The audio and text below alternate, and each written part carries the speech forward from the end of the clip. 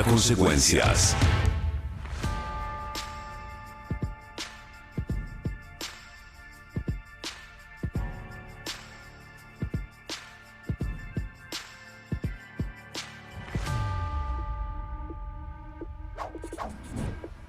Ayer hubo elecciones en Colombia. Elecciones, lo veníamos diciendo desde el principio de año, la primera de 3 que va a haber durante el año que son muy importantes para la región. Esta es la primera.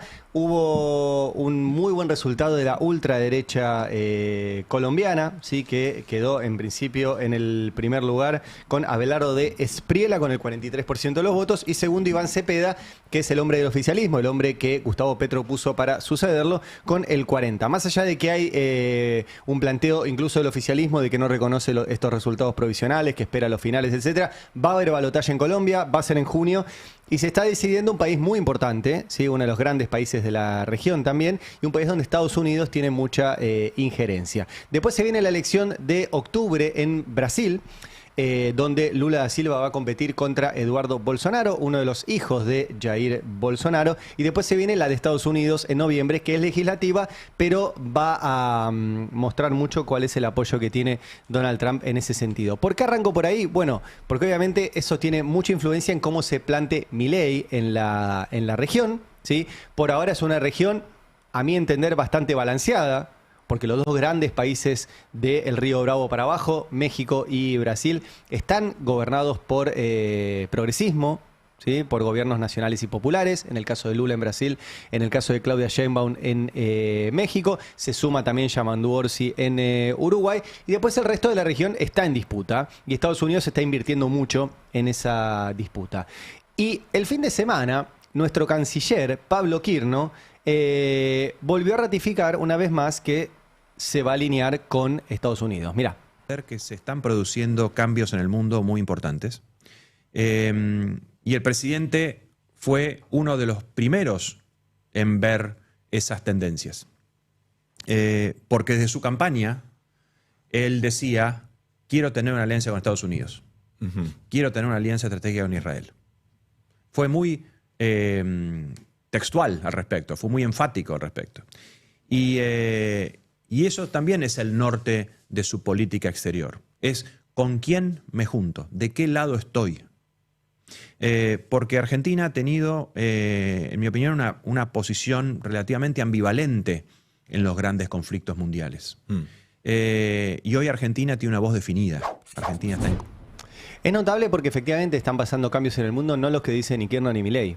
Los cambios en el mundo son que el dólar ha dejado de ser el patrón unánime de cómo se define el mundo, que las finanzas ya no las maneja Estados Unidos, sino que se han diversificado y de hecho ya existe la mitad del mundo transaccionando con el yuan digital, que la tecnología de punta ya no viene de Estados Unidos, sino que viene de China, que los canales comerciales y de transacciones ya no son los que define Estados Unidos, que ya no es el dueño de la logística mundial. Hay un montón de cambios. Sigue siendo, sí, Estados Unidos la potencia que más usa su aparato militar. Pero ha dejado de ser la potencia indiscutida. El mundo cambió efectivamente, no hacia donde va Quirno. Ahora, Quirno recién se preguntaba con quién me junto, ¿no? Y él se juntó con el canciller chino, que se llama Wang Yi, o espero haberlo pronunciado bien. Y es interesante porque después de la reunión, la Cancillería Argentina puso un comunicado de protocolo, anduvo todo fenómeno, qué sé yo. Pero después hubo un comunicado que difundió la Cancillería China. Y se los quiero mostrar, lo difundió a través de la agencia Xinhua. Cancilleres de China y Argentina acuerdan estrechar lazos estratégicos y de cooperación. Ese es un título. Ahora, más adentro, dejó una frase muy preocupante, anda al siguiente, donde dicen, al destacar la fuerte complementariedad económica entre ambos países, Wang, que es el canciller chino, declaró que ambas partes deben seguir ampliando la cooperación práctica en diversos ámbitos, y dice, Wang instó a ambas partes a gestionar adecuadamente los factores perturbadores. Los factores perturbadores. Párrafo siguiente, al aclarar que China no busca una rivalidad geopolítica ni pide a otros países que elijan bando, afirmó que la cooperación entre China y Argentina no va dirigida contra ningún tercero, sino que refleja el beneficio propio y la colaboración en beneficio propio. Que China difunda esto a través de una agencia de noticias tiene que ver con esta injerencia de los Estados Unidos, que al revés pone como condiciones que no ingrese China a nada importante en la Argentina.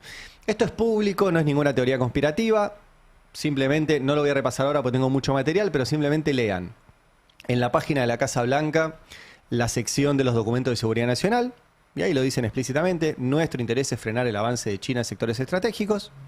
Y escuchen también, tanto a Donald Trump como a Scott Bessent, cuando les preguntaron, una de las tantas veces que fue Milei y se sentó ahí, si les preocupaba el ingreso de China, y Scott Bessent dijo: mirá, no, China le puede vender remeritas, Shein, Temu, boludeces, todo bien. Ahora, los puertos, la energía atómica, los minerales críticos son nuestros. Son nuestros. Y eso tiene que ver con una palabra que deberíamos mencionar más, que tiene que ver con la cadena de suministros. Para las cosas importantes, por ejemplo, los microprocesadores que se producen, se necesita una cadena de proveedores muy larga. La gran disputa que hay en este momento entre Estados Unidos y China, o una de las grandes disputas, es cada uno quiere que en esa cadena larga de proveedores, sobre todo para proveedores de tecnología, no esté el otro. Y el problema que tenía Estados Unidos, sobre todo con los minerales críticos, es que China era parte de su cadena de producción. Y China tenía un problema con Estados Unidos, que en su desarrollo tecnológico, en los microprocesadores eran parte de la cadena de producción y se hacían en Estados Unidos. Entonces los dos estaban en esa disputa. Bueno, China ya suplió a Estados Unidos en su cadena de proveedores y Estados Unidos está en camino de suplir a China en su cadena de proveedores. Ese es el gran quilombo. Y ahí entramos nosotros. Que vos decís, bueno, sería interesante que seamos proveedores de Estados Unidos. Sí, claro. Si tenemos algo que podemos proveérselo, lo producimos, lo industrializamos, se lo vendemos, ganamos dinero. No, ese es el plan. El plan es que vengan empresas de Estados Unidos, financiadas por el gobierno de Estados Unidos, con acuerdos para minerales críticos firmados entre Argentina y Estados Unidos, donde dice que cada vez que encontremos algo le tenemos que avisar antes a ellos, y se queden con esos minerales.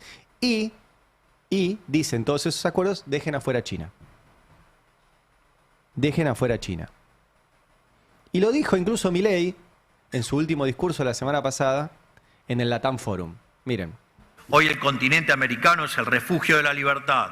El mundo está envuelto en conflictos, tensiones geopolíticas, inestabilidad y gobiernos incapaces de reconocer los desafíos severos al statu quo que origina todo esto. Argentina y toda la región deben preservar la paz de la que durante tiempo han gozado, al punto de darla por sentado.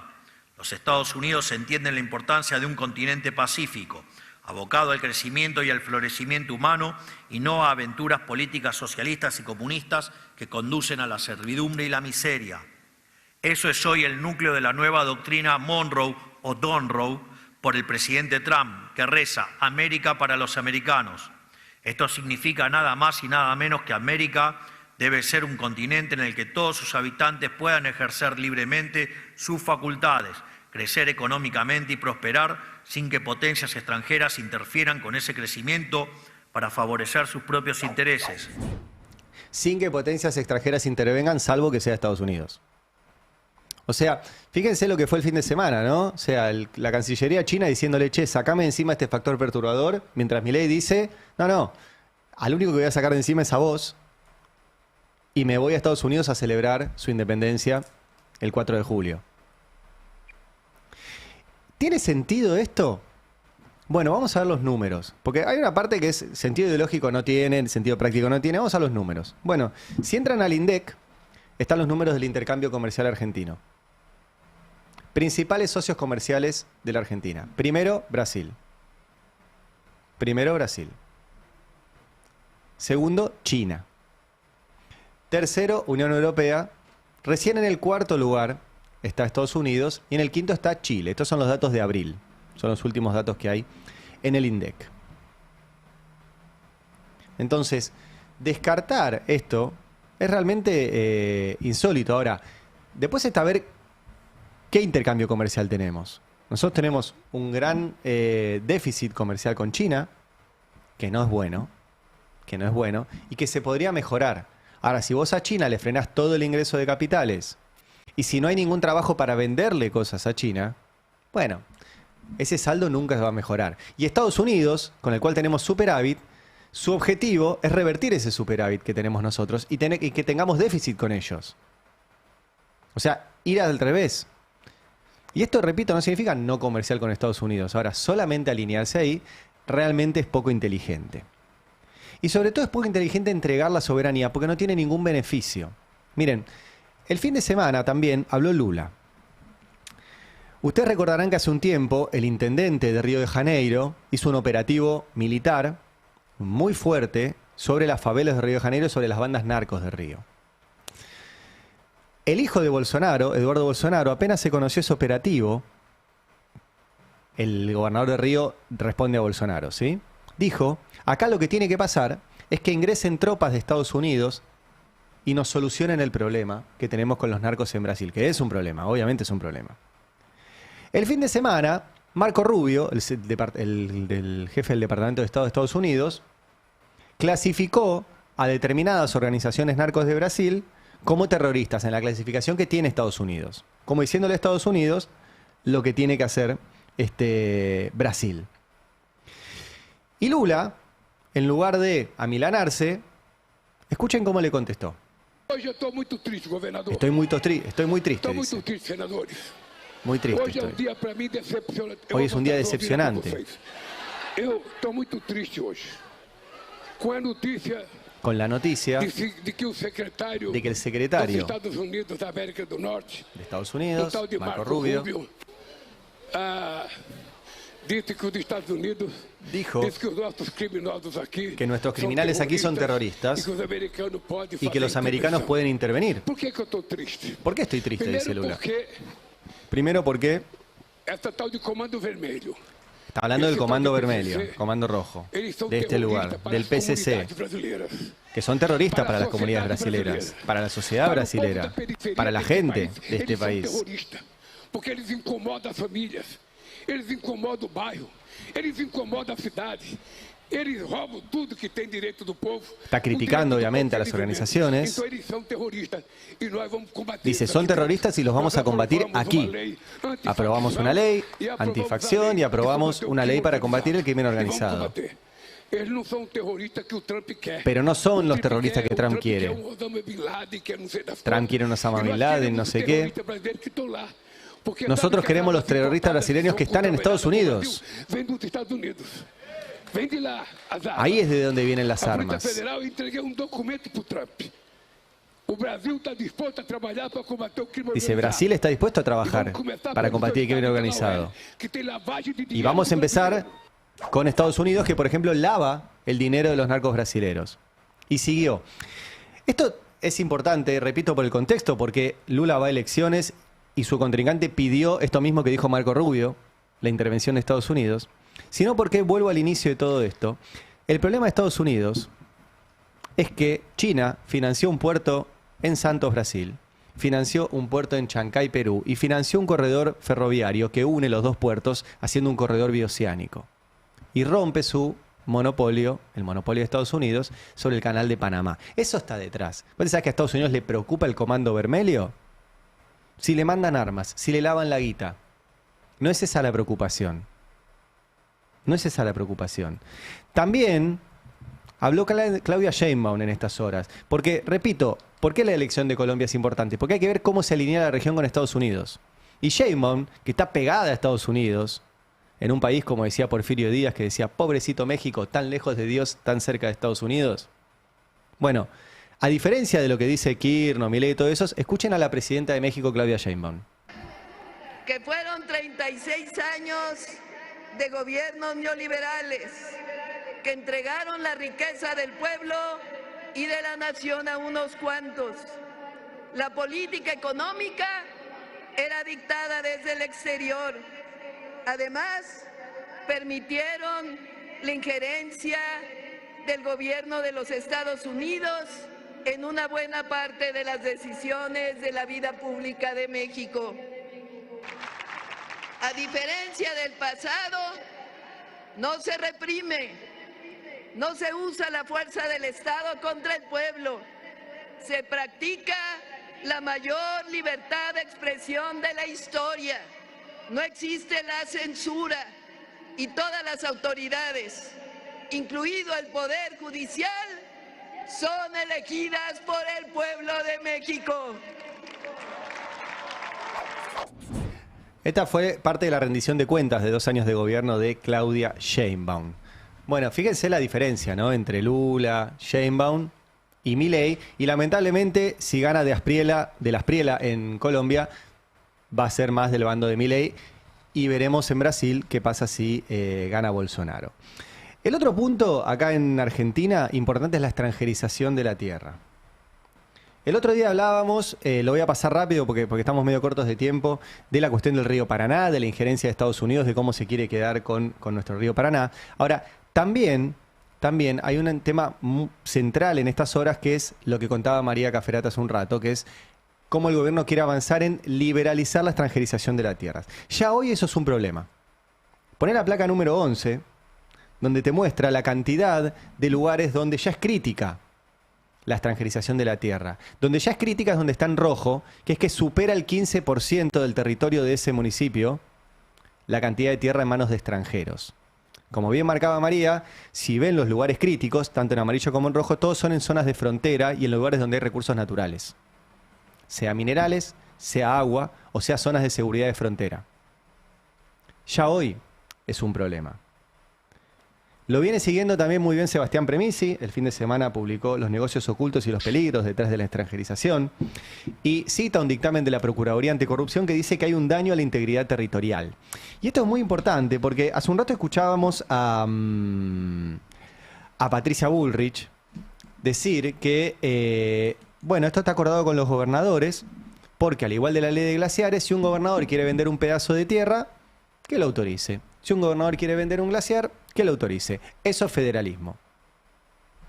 Bueno, ahí hay uno de los grandes temas de esta época que veo que se le está dando poca bola, que es la desintegración del país.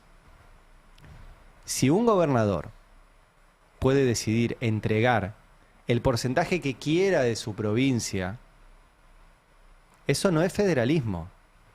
Y junten eso con la ley de glaciares. Imagínense si un gobernador puede extranjerizar el pedazo de tierra que quiera. Si dentro de ese pedazo de tierra hay un curso de agua y si dentro de ese curso de agua, ese extranjero que se quedó con ese curso de agua puede hacer lo que quiera.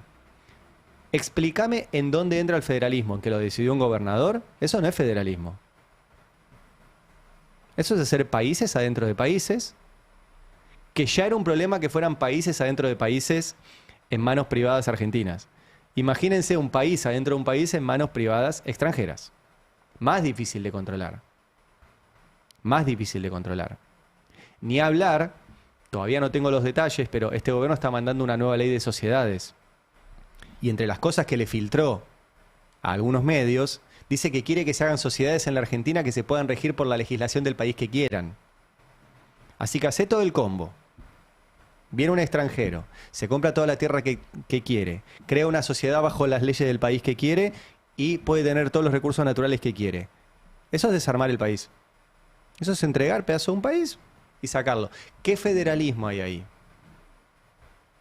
¿Qué federalismo? Lo único que hay es por debajo de la mesa algún gobernador que se lleve algo para autorizar estas cosas. Eso no es federalismo. Para nada. Vamos al otro tema de este fin de semana, porque Milei no estuvo hablando de esto, sepan disculpar. Milei estuvo hablando del consumo, por eso hablamos del consumo fantástico de Milei en el editorial. Vamos a la placa que compartió en Instagram Milei, la placa número 14. ¿Qué puso esto? Las calles están llenas, los estadios llenos, los recitales llenos, los teatros llenos, los restaurantes llenos. ¿Dónde está la crisis?, se preguntó Milei. Voy a repasar algunos de los datos. Salió, en general sale los fines de semana, el último informe del Instituto Argentina Grande, porque la crisis es brutal. Morosidad de las empresas. Hace un año que las deudas de las empresas no paran de subir. No paran de subir. Hace un año era el 0,9% de las empresas que no estaba pagando sus deudas. Hoy es de 3,1%. Se triplicó la cantidad de empresas que no están pagando sus deudas. Sigamos. La deuda de las empresas con las entidades bancarias. Y fíjense el mapa. Provincias que ya están directamente en rojo. Por eso, las empresas de esas provincias, ¿qué le van a pedir que voten a sus gobernadores? Creció más en Cuyo y en el norte del país. Es tremendo la morosidad de las empresas. Pon el siguiente gráfico. Se duplicaron la cantidad de empresas deudoras irrecuperables. 21.948 empresas están en situación de pago 5. Ustedes saben que cuando debes hay una categoría del 1 al 5. Casi 22.000 están en grado 5. Es un crecimiento de un 65% en un año. En un año. No eran solo las familias. Ahora voy a las familias. Pero ya no son solo las familias. Las empresas también están cayendo en situación de deuda irrecuperable. Vamos a los hogares ahora, que también está en este informe. Bueno, mes a mes batiendo récords, la morosidad de las familias nunca estuvo tan alta. Esto lo venimos mostrando todos los meses. Hace un año era del 3,3%, ahora es del 11,5% promedio. Promedio. Si vas a las billeteras virtuales, se triplica esto. Y si vas a los jóvenes, de 18 a 25 años, el 35% de los jóvenes no está pudiendo pagar lo que debe. El 35%. Hay otro gráfico del CEPA, que también es muy bueno, que te muestra, que te lo pone en perspectiva. Entonces, nosotros en 2003, que fue la herencia de la crisis del 2001, teníamos, ¿sí?, un 32% de personas que no estaban pagando sus deudas. Después todo eso bajó y se mantuvo, si ven el gráfico, cerca del 5%, incluso más bajo, cerca del 2%, del 1%. Tuvimos un piquito en el momento del COVID, y ahora algo que no sucedió nunca, que es familias que en el 30% de los casos no están pudiendo pagar sus deudas en el sector no financiero, que son estos, las billeteras virtuales y toda esa cosa. Y en el sector financiero un 11,5%. O sea, no pasó ni con la pandemia esto. Ni con la pandemia.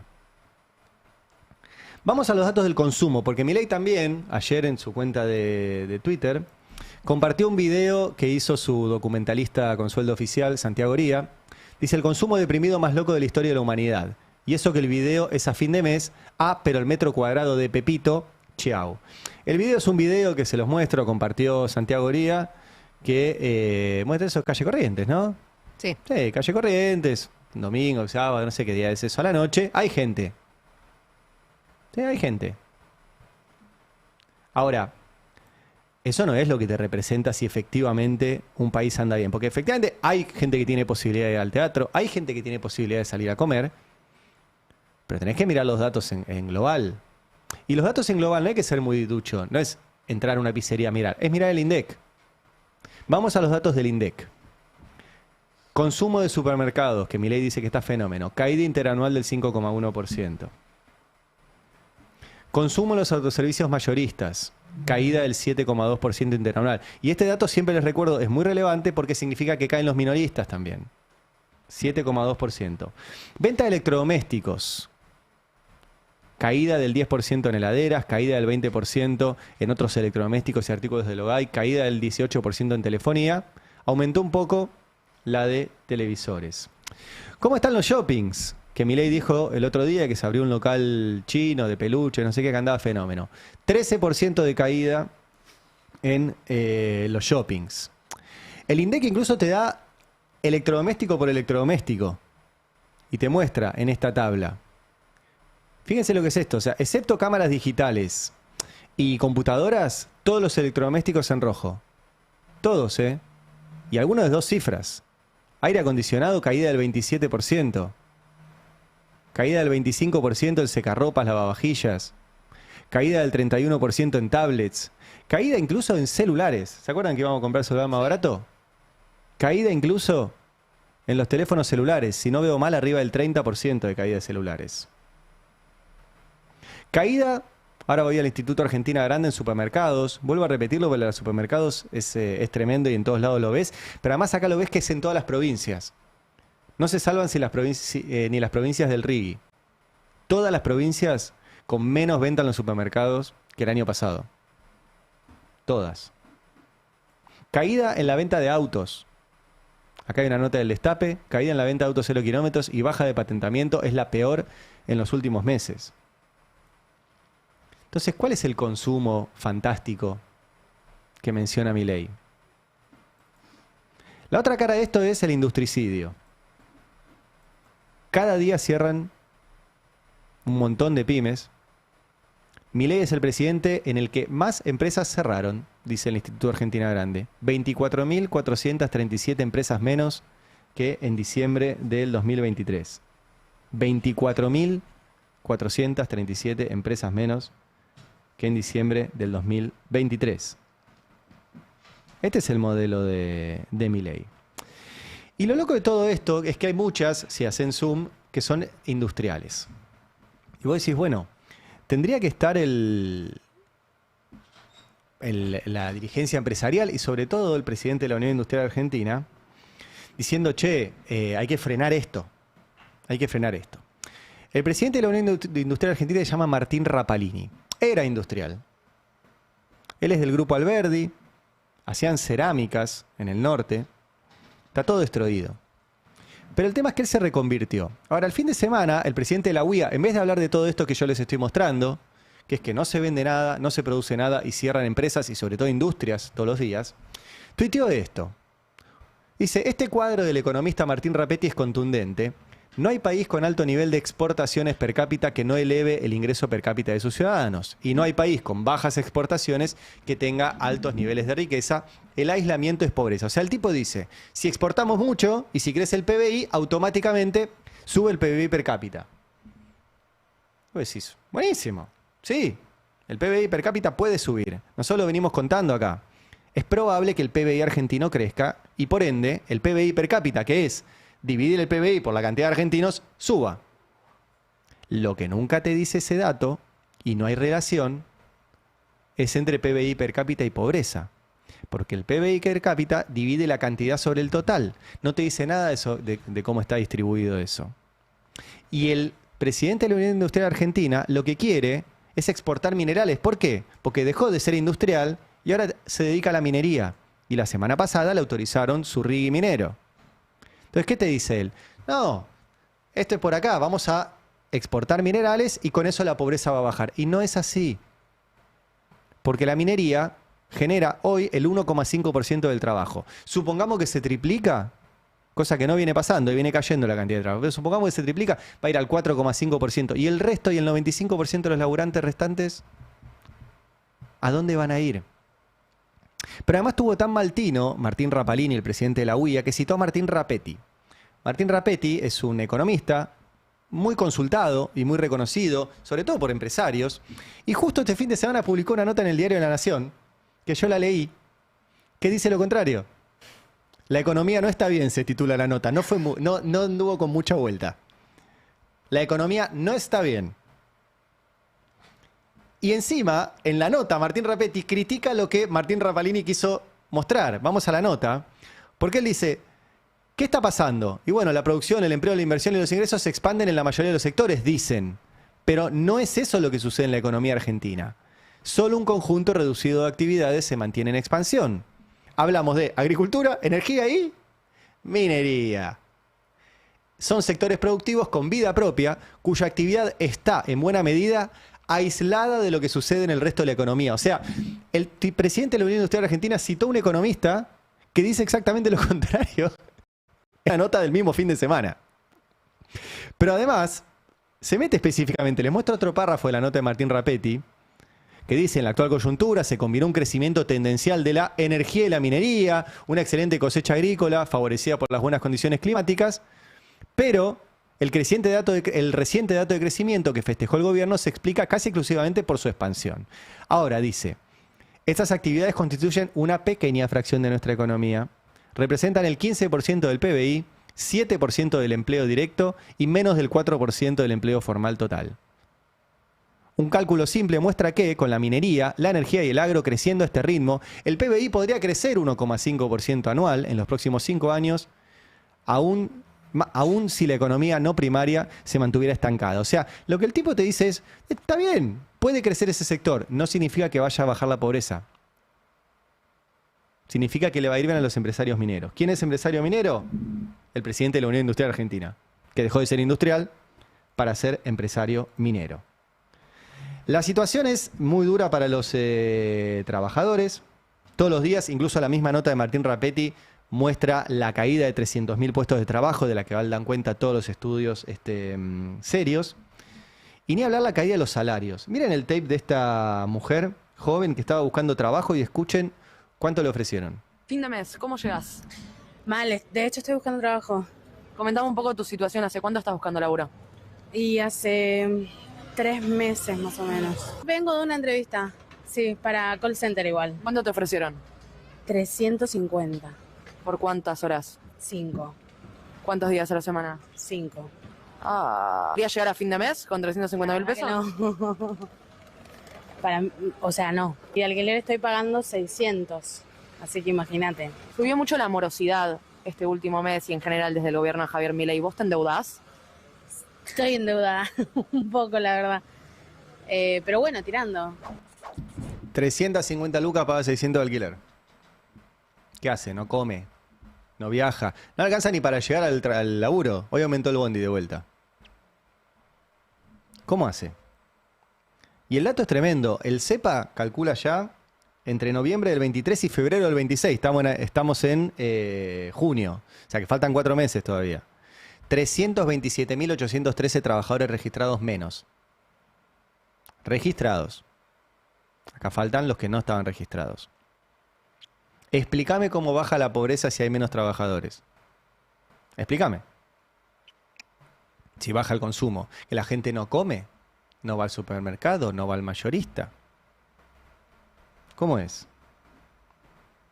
Y de vuelta, no alcanza con los sectores que crecen, porque generan poco trabajo. Otro gráfico del CEPA, que está bueno porque te muestra que la minería, la intermediación financiera, que son los bancos, y la agricultura crecieron. ¿Sí? La intermediación financiera no, bajó la cantidad. Ahora, entre todos, no llegan al 10% del empleo privado. La construcción, la industria y el comercio generan la mitad del empleo.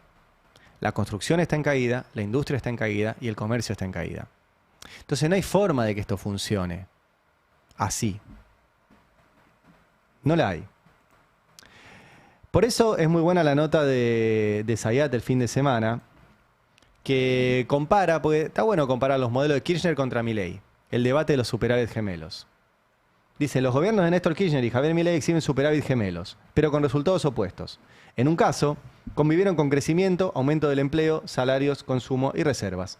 En el otro, con deterioro de ingresos, cierre de empresas, mora creciente y una economía en ajuste permanente. Está muy buena la nota, se las recomiendo.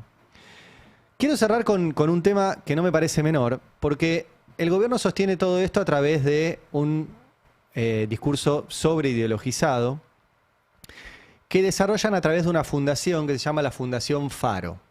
La Fundación Faro que preside Agustín Laje. Nosotros le hemos entrevistado una sola vez a Agustín Laje, después no quiso volver a hablar con nosotros, porque es muy difícil sostener públicamente las afirmaciones que hacen cuando no tienen a nadie enfrente.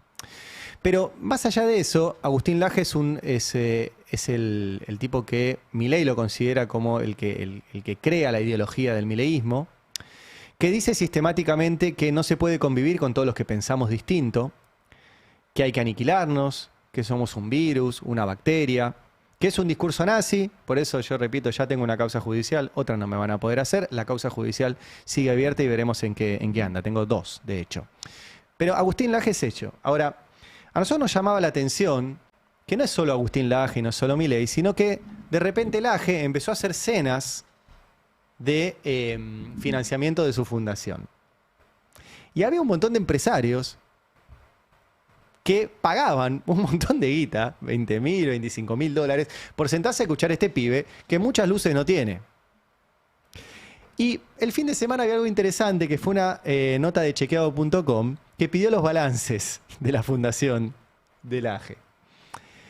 Y es lindo porque la Fundación Faro de Agustín Laje incrementó su patrimonio más de 350 veces y destinó la mayor parte a inversiones financieras. O sea, le dieron guita a este pibe que sostiene el discurso nazi de Milei.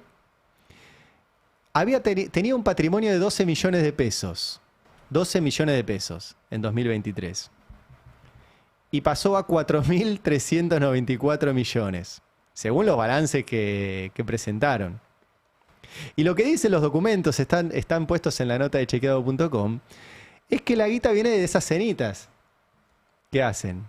Ahí dice, donaciones, cursos, talleres y prevención. 4.957 millones de pesos le dieron a Agustín Laje en donaciones. ¿Por qué le donan plata al ideólogo de Milei? ¿Para qué? ¿Qué hay a cambio? O parte de esa plata que se canaliza a través de la Fundación Faro, después es parte de los sobresueldos que cobran los funcionarios.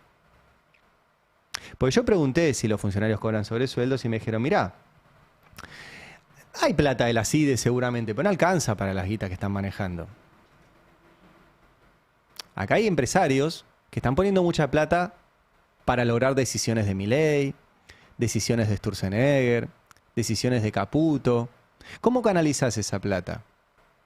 Bueno, una forma es en grone, en bolsos o se la depositas en Islas Caimán o lo que sea. Otras a través de estas fundaciones. ¿Por qué tanta plata le dan a Agustín? ¿Qué hace la Fundación Faro? Además de charlas en el Yacht Club, donde Agustín Laje vuelve a sostener su discurso nazi. Donde dice que no se puede convivir con nosotros, que somos una plaga, bacterias, etc. ¿En serio los empresarios donan plata para que un tipo tenga un discurso nazi o donan plata para otra cosa? ¿Y a dónde va esa plata? Porque es bastante. Pasar de 12 palos a 5.000 es bastante. Digo esto para que vean que, por ahí me contradigo a mí mismo, pero están un poco sobreideologizados, pero también son corruptos. También son corruptos. No es solo ideología.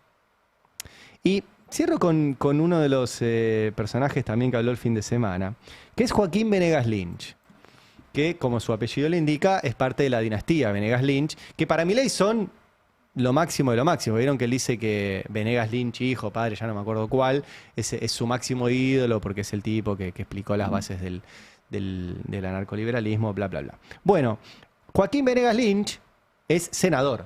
Su hermano, Alberto Venegas Lynch, es diputado. Es el baterista de la banda presidencial, el hermano, además de ser el presidente de la Comisión de Presupuesto. Bueno, Joaquín es senador. Y dio una entrevista en Radio Rivadavia hablando de las retenciones, que como recién les mostré, genial que el campo ande bien, pero si solo el campo anda bien, si solo la minería anda bien, no hay país. Pero encima ahora quieren seguir bajando las retenciones a los tipos que ya andan bien. Pero escuchen cómo lo dice él, mirá. Sería importante que en algún momento, particularmente yo, Carola, creo que este no es el momento, pero en algún momento sí debería ser por ley que nunca más el Poder Ejecutivo pueda imponer estos, para mí se llaman derechos de exportación o retenciones, para mí es un robo a la producción. Ahora hay que entender el mundo de las restricciones. De vuelta, tenés un presidente que aborrece los impuestos y quiere llevar las retenciones a cero. Cuando lo más rápido posible, y este planteo que se está haciendo es lo posible dentro de los números de la Argentina. A mí no me quepa la menor duda, estoy absolutamente convencido, que este cronograma que queda fijo, tanto el presidente como el ministro de Economía, si la Argentina crece como empieza a crecer, que ya se están viendo los números de crecimiento, acelera y los números fiscales mejoran, yo estoy seguro que las retenciones las van a bajar antes de ese cronograma. Bueno, ¿por qué le decía que no son solo ideológicos sino corruptos? Este senador quiere bajar las retenciones. ¿De qué trabaja? Bueno, vamos a mostrar su empresa, que se llama Glocalterra. Y ahí está The Team, y está Joaquín Venegas Lynch, Founder and Managing Director. ¿A qué no adivinan a qué se dedica Glocalterra? A los negocios agropecuarios. Por ende, este señor lo único que quiere es beneficiar a su negocio, a Glocalterra. No le preocupan las retenciones, no es que está ideológicamente en contra, nada de eso. Es solamente por guita. Por guita. Según su declaración jurada, es accionista, además de Local Tierra. Tiene otra finca, además, que se llama Finca Luracatao. Se dedica a eso. Entonces, ¿qué quiere? Quiere que le bajen las retenciones. Se dan cuenta que no hay ninguna, no es ideología. No es que son buenos, puros y santos y que están ahí para salvar a la patria. Quieren guita. Quieren guita y lamentablemente siempre se trata de eso. Bueno, 9:22. Quiero volver sobre el caso de Agostina Vega, que lo hemos tratado a lo largo